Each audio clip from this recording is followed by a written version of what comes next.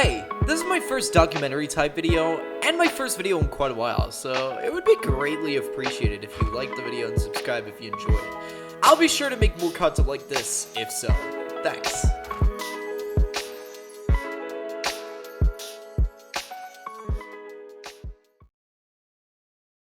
By now, you've most likely heard about Minecraft's most controversial update, and bringing up the term controversial by default brings you to one update in particular, the 1.9 combat update.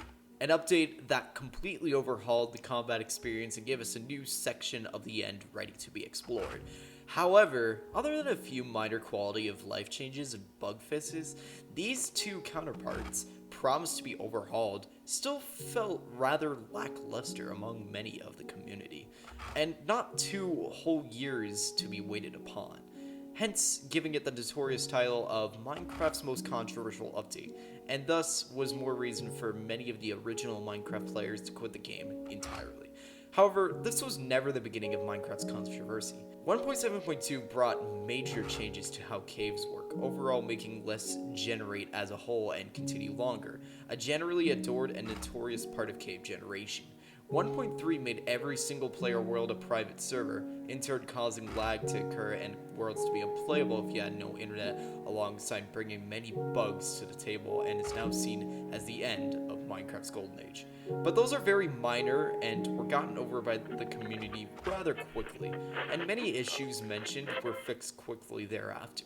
But there is one update that changed many of the core mechanics of the game and would be the starting point as to what we know today as modern Minecraft.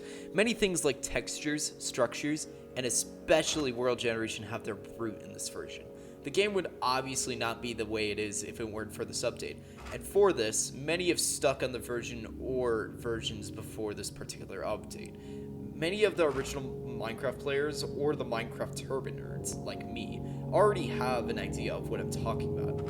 I'm, of course, talking about Beta 1.8, the Adventure Update.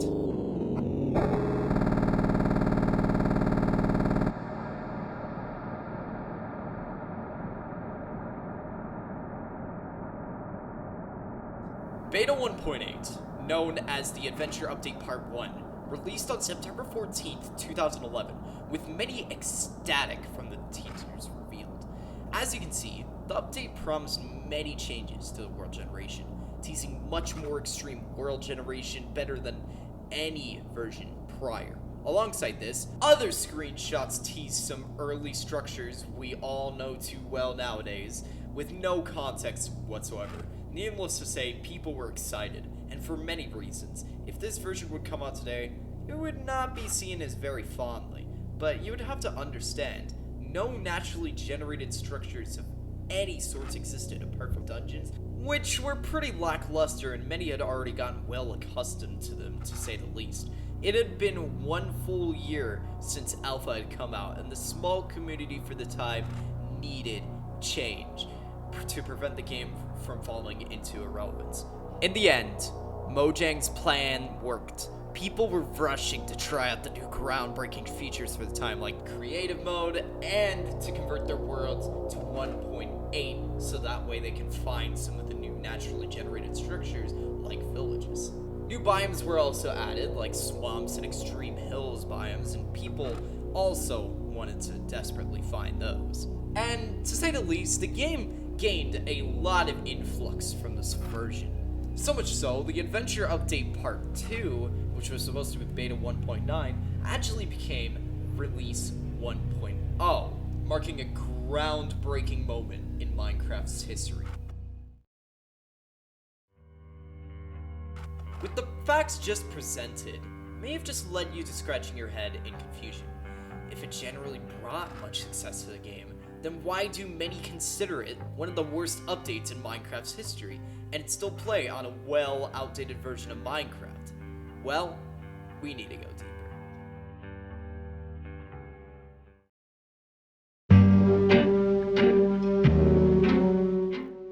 The world generation, as seen as the aforementioned teasers, wasn't actually what came around when the update was released. The generation seemed to be much less amplified than before, and the only places seen as worthy to settle in were in among the extreme hills. The only resemblance to Beta 1.7.3 generation that was beloved among the community after this update. Swamps just turned out to be annoying and ugly. First of all, your boats would break on lily pads as soon as any contact was met with them, which was really annoying. Not only that, but they were everywhere in the world, so wherever you went boating, you had to be really careful because you would most likely run into one of these annoying swamps, and then your boat would be absolutely destroyed. Plains just turned out to be flat and boring. Maybe if you wanted to create some kind of huge city, they were useful, but most people weren't into that and just wanted some beautiful scenery to go with their house. Forests and deserts also kind of lacked their charm. Previously, if you were in any two of these biomes, you would see huge hills in generation that would be unforgettable to many. And although not added in 1.8, 1.0.0 added Mushroom Islands, but they're so ridiculously rare that unless if you were one of those players that just like to explore throughout your world, you would not find these. So in turn, a lot of the community got really angry about the lackluster world generation that seemed to appear inside of this version. And if this sounds partially familiar to you, that's because it's happened time and time again. 1.19, for an example, promised major overhauls to the wilderness throughout concept art, but in turn actually only added mangrove swamps in a feature promised to be added 2 years prior, making the name Wild Update extremely misleading. So I bet you can understand their confusion and anger from this update 12 years ago as well.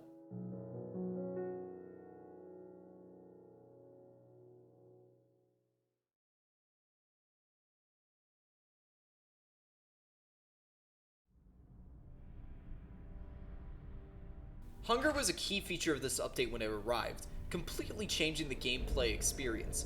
Previously, food instantly regenerated your health with one simple right click, and many got used to this. However, after Beta 1.8 arrived, food was now required for the hunger bar, which when full regenerates your health very slowly. It required many to stack up on much more food and prohibited many to explore out to a certain point. And Mojang were well aware of these side effects and added the ability to stack food in the process. Of course, this caused massive backlash, and Hunger was never really updated until 1.9, 5 full years after this update. So it very well left a bad taste in a lot of people's mouths, especially when they fell in lava and had nothing to do except eat their food, watch their health bar go down, and pray slow regeneration would just barely save their lives. It's easy to say after this update, the game became 10 times more challenging, something I can promise you nobody desperately needed.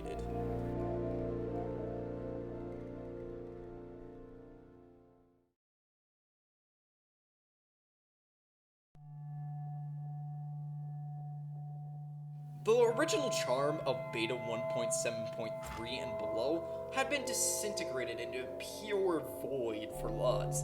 The complexity of the game had increased tremendously throughout all this. Although nowadays it's seen as simplistic and nostalgic for many seeing the state of the game now, but back then nobody was ready for these changes. The game now has an end game, even though it's a sandbox, and therefore doesn't need an end game in the first place. New players seem to catch on to this, and even today, many treat it as more of an RPG and something you're meant to be speedrunning, rather than a limitless and ruleless sandbox where you can do whatever you desire. The aforementioned world generation also made the game less feel like Minecraft for the time and gave a completely different ambience and therefore made the game lose its original charm.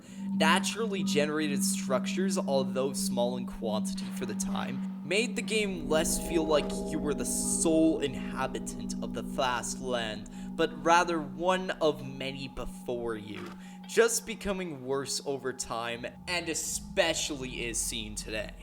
The game had changed and nobody could have been ready, especially many rather enjoying the old terrain, even if they didn't recognize it at first. However, when change is an opportunity, people's brains automatically assume the best is about to come without realizing the negatives and what they may or may not lose.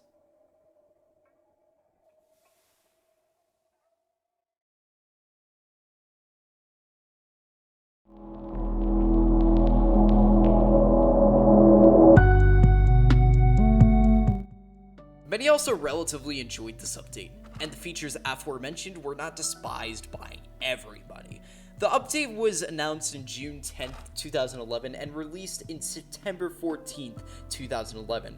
Only 3 months, numbers in which players nowadays can only acquire in their dreams. Hell, it took longer for the Buzzy Bees update to come out from when 1.14 released. For an update as game-changing and its legacy long-lived as this, 3 months is quite an impressive feat, especially taking into consideration how long it takes to add relatively minor features nowadays.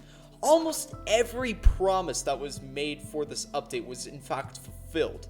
Again, in comparison to the state of updates nowadays, is something that only can be dreamt of.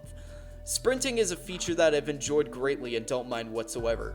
Combat changes too, being absolutely necessary with the added amounts of threats in this update.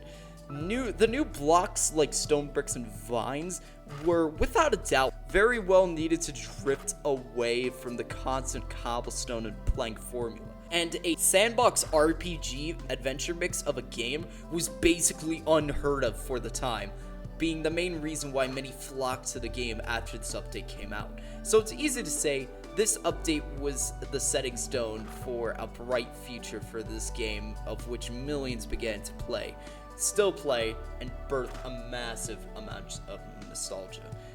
The game would most likely never have been heard of by the entire world if it weren't for solely this update. So, do I think this update was the worst thing Mojang could have ever made and should be pitied among the populace? No. I actually think this update was a step in the right direction, and many of the problems I do have with it, like lackluster world generation, were eventually fixed in future updates, and many came to accept the changes only after a few years. Besides, lots of people weren't even aware of older Minecraft versions, as they had found the game after this version. Recently, I played hardcore mode on 1.0.0, and still found a long-lost simplicity, something that you would have surprised many if you were somehow able to time travel to 2011 to 2012. I think the real reason as to why many despise this version when it came out is that we, as humans, are wired not to accept change when it's most needed. Humans are often non-optimistic and look more fondly upon negatives of the now, and nostalgia ties in by sugarcoating the past and remembering it as a better time, even when it wasn't. The fact is, Minecraft needed these changes to succeed whatsoever, and we would have all gotten burnt out if the game stayed as beta 1.7.3 forever. And our desires for what beta 1.8 could have been would have never been remotely met.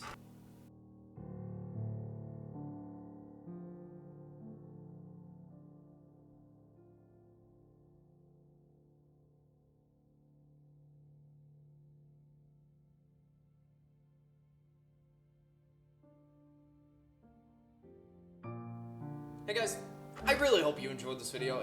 It's a difference from what I've done in the past with like Battle for 51st State and all the failed Let's Plays, but yeah, I feel like I said, change is definitely needed in basically all scenarios, and especially here.